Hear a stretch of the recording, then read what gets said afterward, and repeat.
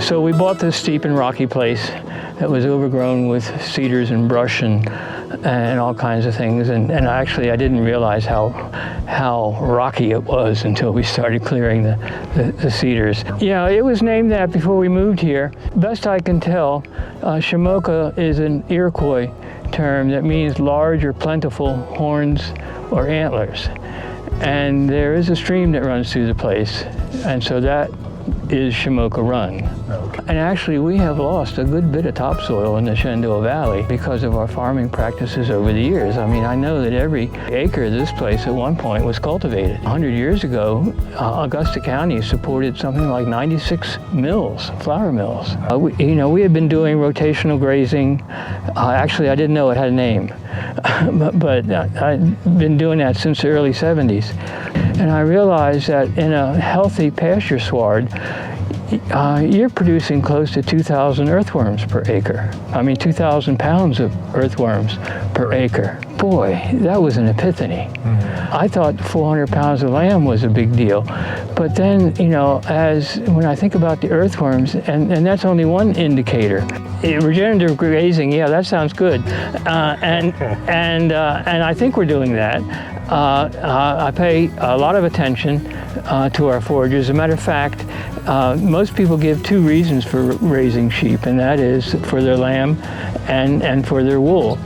And I give two reasons as well. They convert grass into money, and they improve the productivity of the farm. Of our soils are getting better each year. Some of it is because of the way sheep graze, some of it is because of the way we have them graze. The key to making a livestock forage operation work is that you have to match the forages to the nutritional needs of the livestock. And in that livestock cycle, you've got open ewes, you've got ewes that are bred, that are in gestation, late gestation, lactation, they're raising their lambs, and then those lambs have certain requirements, and so you've got several balls in the air at the same time that you're kind of juggling. And we have found that when we can have a high-value crop like brassicas. Brassicas people would recognize as kale, kohlrabi, broccoli. Those are all brassicas, and they are a high-quality leafy crop. Of course, the turnips also produce a bulb that the livestock do very well on, sheep in particular, and they do very well in lactation and growing lambs.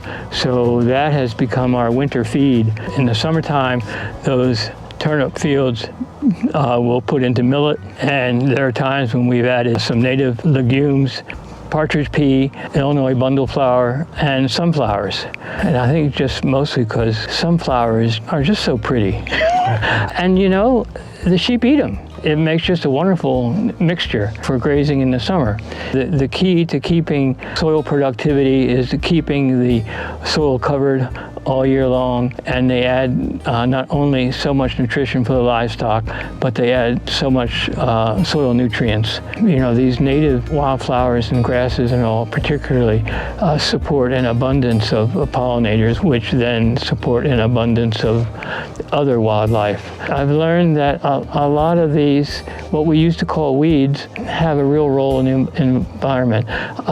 For instance, I don't dislike pokeweed as much as I used to. That I've learned that that's good feed, that's good winter feed for a lot of wildlife, and it doesn't really impact forage production very much at all.